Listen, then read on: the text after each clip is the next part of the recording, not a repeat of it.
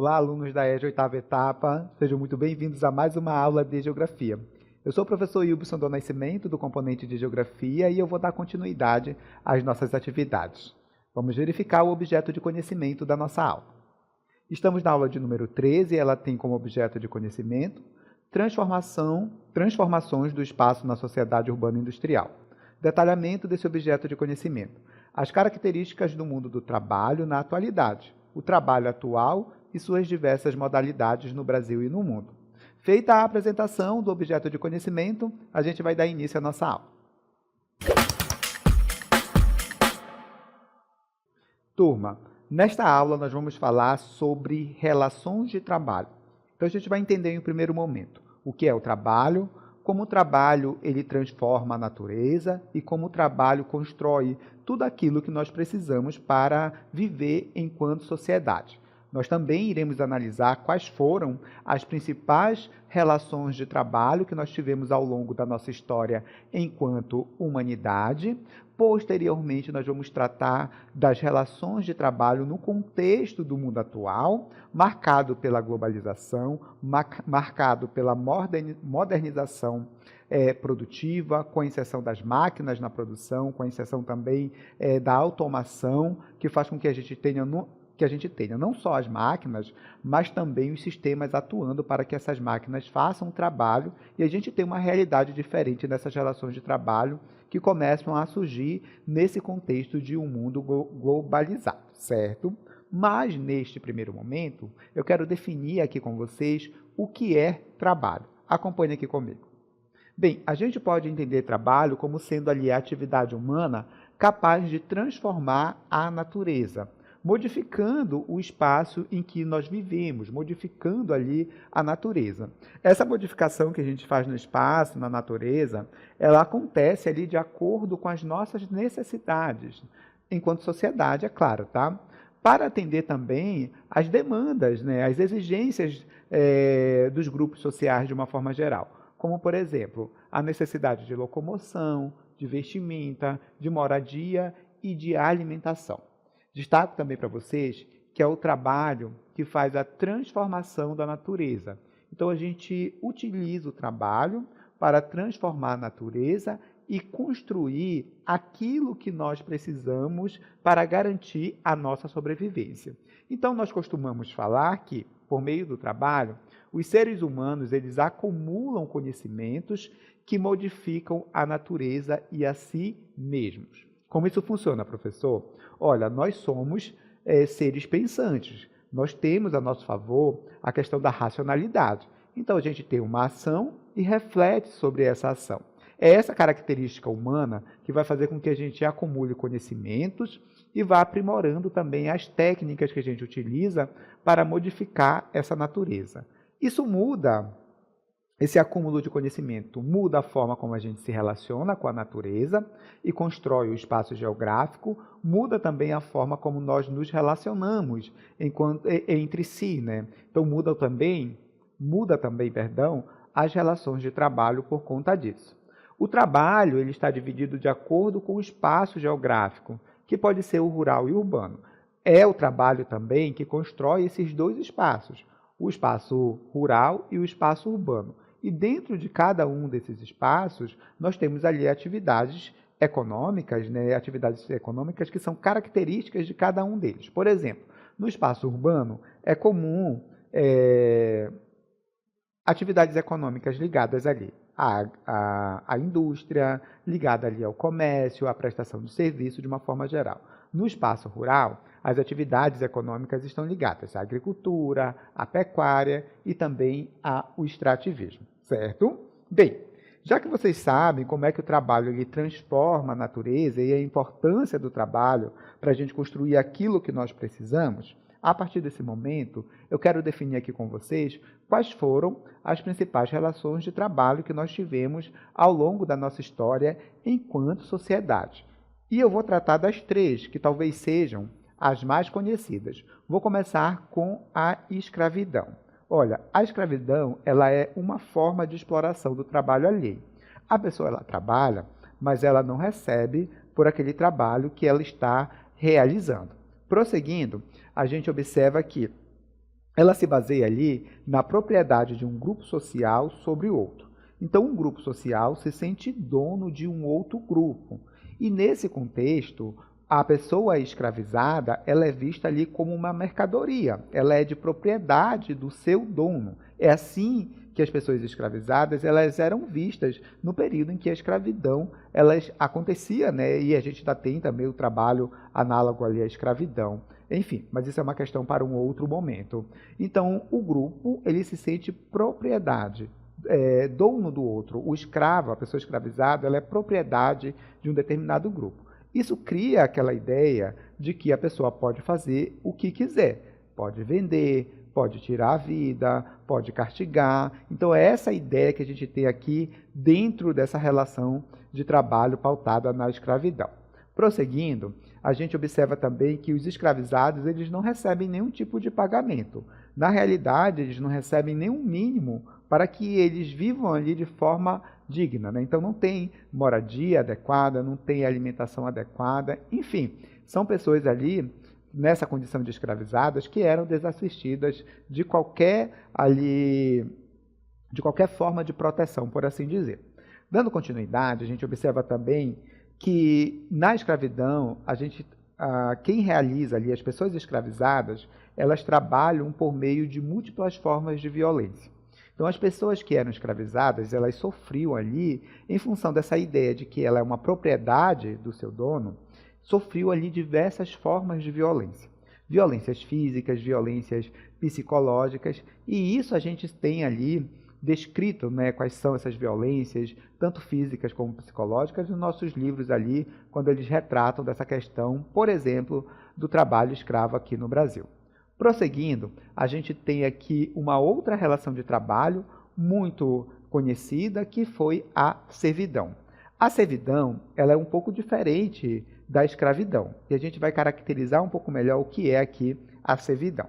Ela se baseia no não pagamento também da pessoa que trabalha. Então, a pessoa trabalha e ela não recebe um salário. O que ela recebe ali? Ela recebe proteção, por exemplo, do senhor feudal, e ela recebe também a possibilidade de cultivar a terra e ficar com parte desse cultivo, né, apenas uma parte, claro, para a sua subsistência de uma forma geral.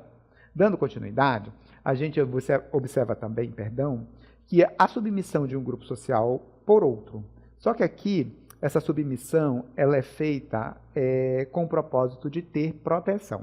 Durante a Idade Média, em especial, a gente tem ali as populações sendo saqueadas constantemente ali por pessoas, né, que realizavam esse processo de invasão das vilas, tocavam fogo nas plantações, roubavam tudo que as pessoas tinham ali.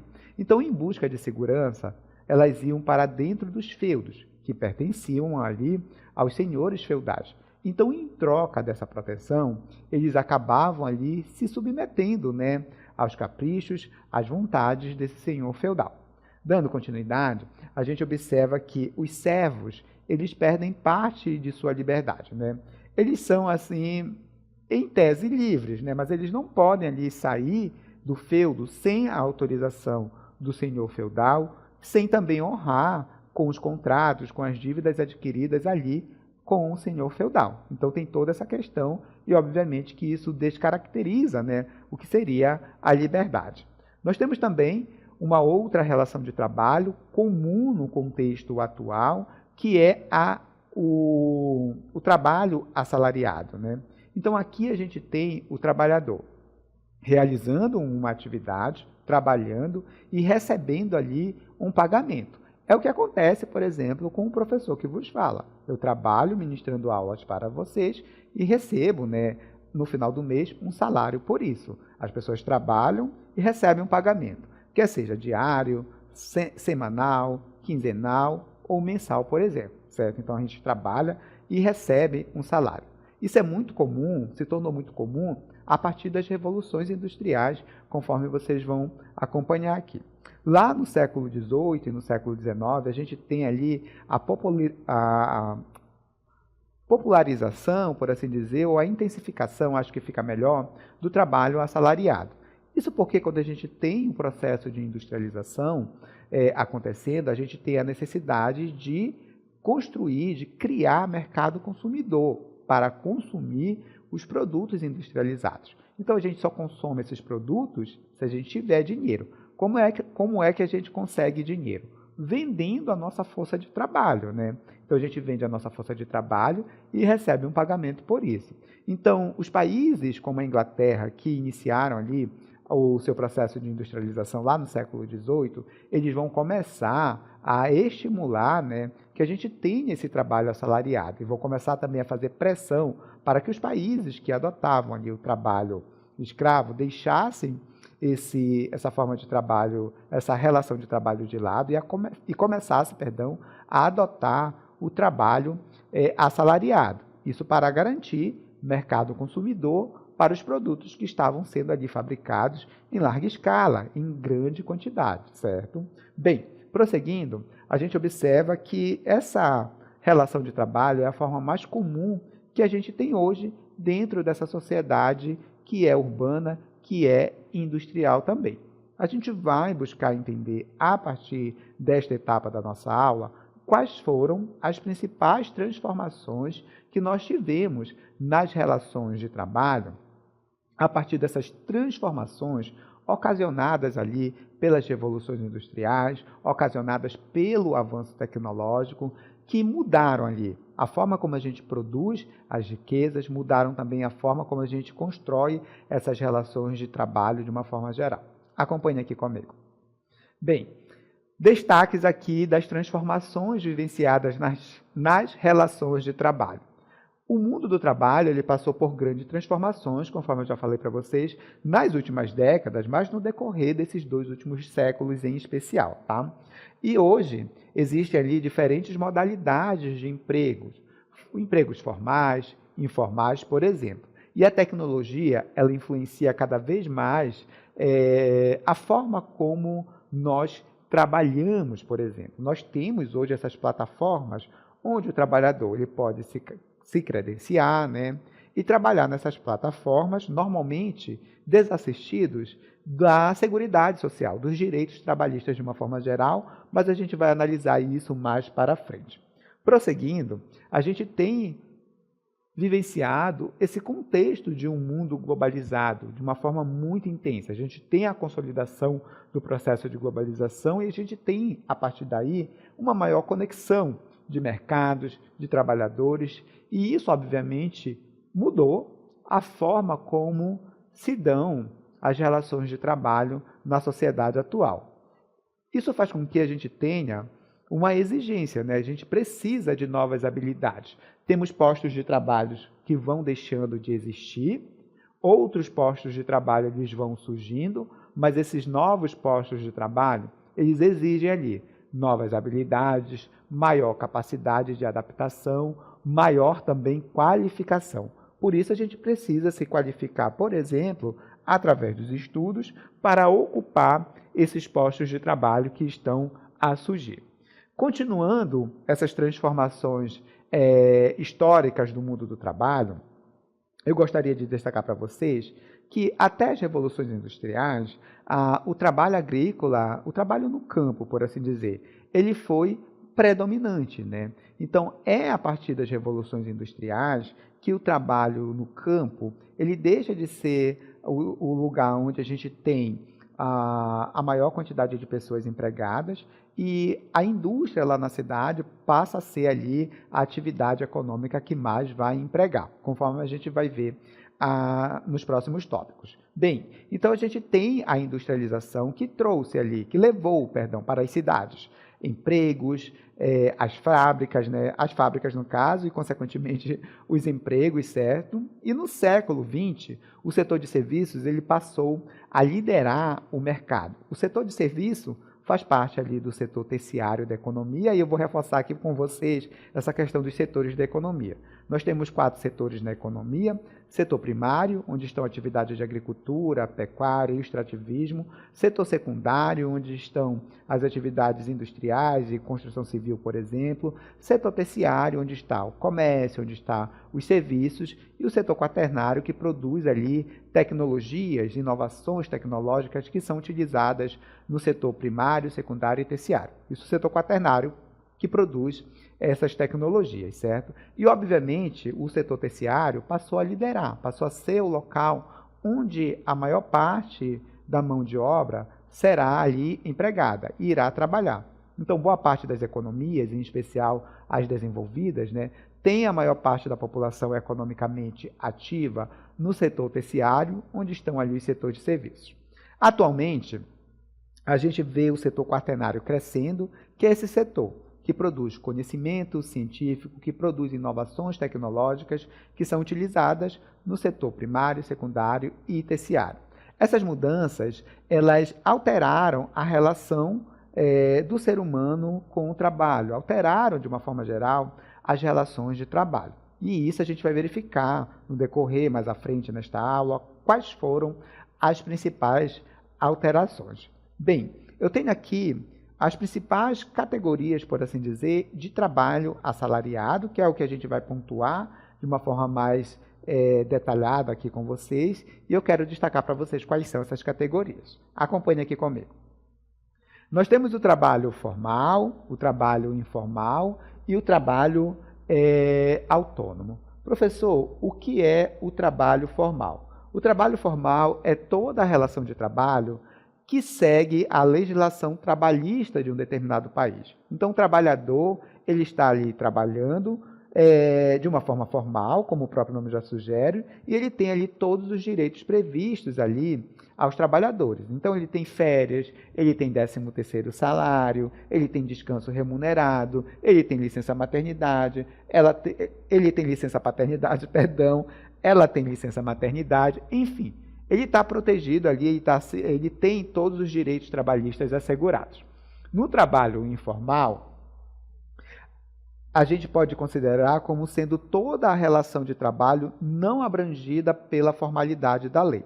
Então, quem trabalha na informalidade não conta com os direitos trabalhistas, então não tem direito a férias, 13º salário, por exemplo.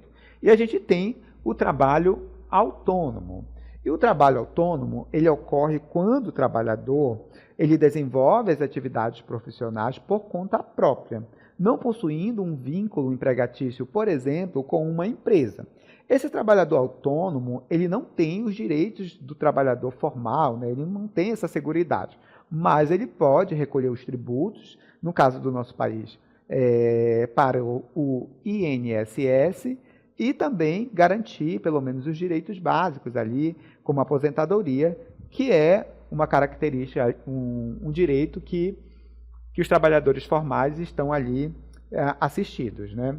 Bem, então essas são as principais categorias de trabalho assalariado, por assim dizer. Dando continuidade, a gente vai falar agora da questão do subemprego, que é uma outra questão vivenciada nessa sociedade atual. O subemprego ele é uma condição em que determinado trabalho ele é exercido sem a necessidade de qualificação profissional. Então, existem alguns trabalhos que você não precisa ter muita qualificação profissional. Exemplo, não desmerecendo o trabalho das domésticas, das pessoas que trabalham como domésticas. Mas, assim, é um trabalho que não exige tanta qualificação, embora devesse ser mais reconhecido e melhor remunerado. Então, quando o trabalho não exige tanta qualificação profissional, a gente tem ali esses trabalhadores recebendo salários muito baixos, né, por conta disso. E a gente tem algumas características que são comuns ao subemprego, como, por exemplo, a remuneração, que é baixa demais, normalmente é um salário mínimo só, e às vezes nem chega a um salário mínimo em certas situações, que inclusive não deveriam ocorrer, resulta ali em baixa qualidade de vida. Se você não tem acesso a uma boa renda, você não vai ter ou vai ter acesso precário à saúde, à educação, à moradia, dentre outros serviços, né? Se você não tem acesso a isso, você tem uma baixa qualidade de vida. Instabilidade com relação aos salários, e no Brasil é muito comum a gente ter pessoas em subempregos. Isso porque nós temos um sistema educacional precarizado, e, obviamente, isso faz com que a gente... E também problemas de ordem social e econômica, tudo isso contribui para que a população do nosso país não se qualifique como deveria, certo? Falando em qualificação profissional, Eu queria tratar aqui com vocês, a partir desse momento, na questão da precarização do emprego. Esse momento de transformação vivenciado pela nossa sociedade tem nos levado à precarização do trabalho. E essa precarização do trabalho é quando a gente tem ali a perda de direitos trabalhistas em determinadas relações de trabalho. E eu vou dar o exemplo para vocês dessas plataformas, onde as pessoas elas vão se cadastrar, elas vão se credenciar, e nessas plataformas, elas criam ali a possibilidade de terem seu trabalho intermediado por essas plataformas. Aí o que acontece? O trabalhador se cadastra lá, mas ele não tem vínculo empregatício com essa plataforma. E ele vai realizar um trabalho a partir dali. Então, ele é responsável ali, no caso das plataformas que trabalham com transporte de passageiros e entregas, por exemplo. Se a pessoa tem uma moto ou um automóvel, ela vai precisar pagar as parcelas, ela vai precisar comprar combustível, ela vai precisar pagar a manutenção, e isso quem faz não é a plataforma, é a pessoa. Outro ponto importante é que a pessoa que trabalha nessas plataformas, ela não tem nenhum vínculo empregatício com essas plataformas. Por isso, não tem uma relação patrão-empregado. Logo, você não tem nenhum tipo de seguridade social. Você não está na formalidade. Então, você não tem ali os direitos básicos garantidos aos trabalhadores, como férias, 13º salário, descanso remunerado, licença para tratamento de saúde, dentre outros direitos que estão previstos ali na nossa legislação. Mas vende-se a ideia de que, ao trabalhar nessas plataformas, a pessoa pode gerenciar o seu próprio tempo, que elas não têm ali um patrão. E isso, na realidade, é romantizar essa situação, porque as pessoas que trabalham nessas plataformas, elas acabam tendo que trabalhar por muitas horas, 8, 10, 12, 14, 16 horas por dia, para garantir o pagamento da parcela do carro ou da moto, para garantir a documentação, pagar os impostos que são necessários para o veículo circular, para garantir também o percentual que é devido a essas plataformas, elas recebem, para comprar o combustível, e aí o que sobra é o que a pessoa vai ficar. Então, na realidade, quem trabalha como motorista de aplicativo, como entregador, precisa trabalhar ali durante muitas horas do dia para conseguir ganhar ali o sustento para si e sua família, certo? Bem, a gente vai detalhar melhor a partir desse momento quais são esses efeitos da precarização do trabalho. Acompanhe aqui comigo. Bem, entre os efeitos da precarização do trabalho, que nós chamamos de uberização do trabalho, e o nome é em alusão àquela famosa plataforma, que transporta pessoas e também faz entregas, Então, daí o nome uberização do trabalho. Não há contratação direta do trabalhador, ou seja, não tem uma contratação do trabalhador para assegurar ali os direitos trabalhistas, Não tem nenhum tipo de relação empregatícia com a plataforma. Então, a plataforma não está empregando ninguém, ela é só um canal por onde você oferece ali o seu serviço. Não usufrui dos direitos dos trabalhadores formais. Então, você está desassistido de todos os direitos trabalhistas de uma forma geral. Além disso, ele deve pagar à empresa um percentual para garantir o acesso à plataforma e o trabalho, e garantir ali o seu sustento. Então, é essa a realidade que a gente tem dentro desse contexto de precarização do trabalho. Prosseguindo, a gente tem o desemprego, que também afeta a sociedade atual. E o desemprego, de uma forma bem simplificada, se refere ali às pessoas com idade para trabalhar, e essa idade é acima de 14 anos, que não estão trabalhando, mas estão ali disponíveis e tentando ali encontrar trabalho. Eu tenho aqui alguns dados importantes para a gente analisar sobre a questão relacionada ao desemprego aqui no Brasil. Acompanhe esses dados aqui. Olha, dado do segundo trimestre de 2025. Nós temos no Brasil aproximadamente 6,3 milhões de desempregados. Em percentual, isso representa 5,8% de população ali desocupada. Esse número já esteve bem maior, certo? E hoje, neste ano, e nos anos anteriores, ele veio diminuindo um pouco mais. Bem, destaco também para vocês a taxa de de população ocupada por estado, conforme vocês vão ver aqui no nosso mapinha. Olha, tem aqui o mapinha para vocês e a gente tem aqui a taxa de desocupação. Bem, a taxa de ocupação, perdão. Quanto mais azul é escuro, maior essa taxa de ocupação. Mais pessoas ali empregadas, né? Então, os estados do sul, do sudeste em especial, e centro-oeste, nós temos pessoas, né, a taxa de ocupação, a taxa de pessoas empregadas é maior. Em alguns estados do Nordeste, que são esses tons mais claros de azul, como, por exemplo, o Piauí, o Maranhão, a gente tem ali taxas de ocupação mais baixas, o que mostra que o desemprego nessas regiões aqui que eu falei para vocês, ele é maior. Bem, quero também mostrar um gráfico para vocês das pessoas desalentadas. E o que são, professor, essas pessoas desalentadas? Acompanhe aqui comigo.